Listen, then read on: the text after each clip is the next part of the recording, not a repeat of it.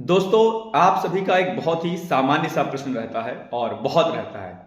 एक दो बार नहीं बल्कि आप बार बार एक ही प्रश्न पूछते हैं हमसे कि सर ये जो घटना चक्र पूर्वावलोकन जो आती है, क्या सर इस घटना चक्र पूर्वावलोकन के पढ़ने से क्या आरओ एआरओ का जो एग्जाम होता है वो निकल सकता है कि नहीं निकल सकता है।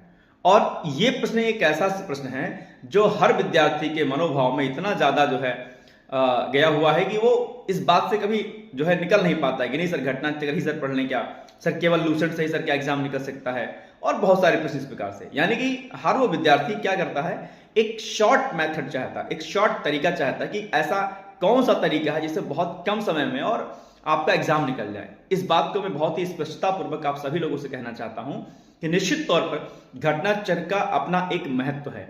आप इसके इस महत्व को आज भी नकार नहीं सकते हैं। जहां ये चर्चा होती है कि अब तो एग्जाम पैटर्न बदल गया है, अब तो प्रश्न घटना चक्र से नहीं आते हैं, पीवाईक्यू से नहीं आते हैं, तो अगर आप ये बात किसी से सुनते हैं तो मैं आपसे बस इतना ही कहना चाहूंगा कि इस बात को आप बिल्कुल भी मत मानिए, नजरअंदाज कर दीजिए, क्योंकि घटना चक्र की महत्ता आज भी उतनी ही है जितनी पहले हुआ करती थी। हाँ, कुछ अंश आप कह सकते हैं कि हाँ कम हुआ है, ऐसा आप कह सकते हैं, लेकिन आप घटना चक्र को नकार दें कि नहीं अब एग्जाम पैटर्न बदल गया है और घटना चक्र की इंपॉर्टेंस नहीं है, ऐसा बिल्कुल नहीं है। अब आपके प्रश्न पर आते हैं कि सर क्या घटना चक्र पूर्वावलोकन से एग्जाम निकल सकता है पीसीएस का यारों का, तो ऐसा नहीं है।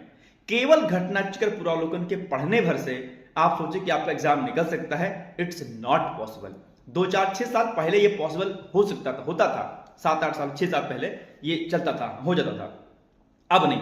अब आप घटना चक्र पूर्वावलोकन पढ़िए, आप इसको इग्नोर मत करिए, लेकिन घटना चक्र पूर्वावलोकन पढ़ने के साथ साथ में हर एक विषयों की एक एक मानक पुस्तक आपके पास जरूर होनी चाहिए। लेकिन ध्यान रखना कि एक एक ही किताब होनी चाहिए। हर विषय की 10 10 किताब आपको अपने टेबल पर नहीं रखनी है। हर विषयों की एक एक घटना चक्र, एक एक मानक पुस्तक, ये पीसीएस का जो है आपका पीवाईक्यूज, आरओ का पीवाईक्यूज और आपका मॉक टेस्ट, इतना अगर आप करेंगे तो आपका एग्जाम निकल जाएगा। लेकिन केवल घटना चक्र पढ़ने से, केवल लूसेंट पढ़ने से नहीं होगा। एक बात लूसेंट से याद आ गई मुझे कि लूसेंट जो सामान्य अध्ययन की जीएस की आती है, अगर आप आरओ की परीक्षा देते हैं तो उसके लिए आपको लूसेंट भी पढ़ना पड़ेगा। तो इस रणनीति के साथ अवश्य चलिए, बाकी एग्जाम आपका जरूर होगा और जो है नोटिफिकेशन आदि आपका जो है जून तक संभवतः आ जाएगा। तो आप लगे रहिए अपने एग्जाम में। और इसके लिए अगर आपको कोई क्वेरी करनी है, कोई भी अगर आपके मन में प्रश्न है एग्जाम को लेकर के, तो ऊपर स्क्रीन पर जो नंबर दिखाई दे रहा होगा उस नंबर पे आप मुझे निसंकोच होकर कॉल मैसेज कर सकते हैं। ऑल द बेस्ट है, थैंक यू।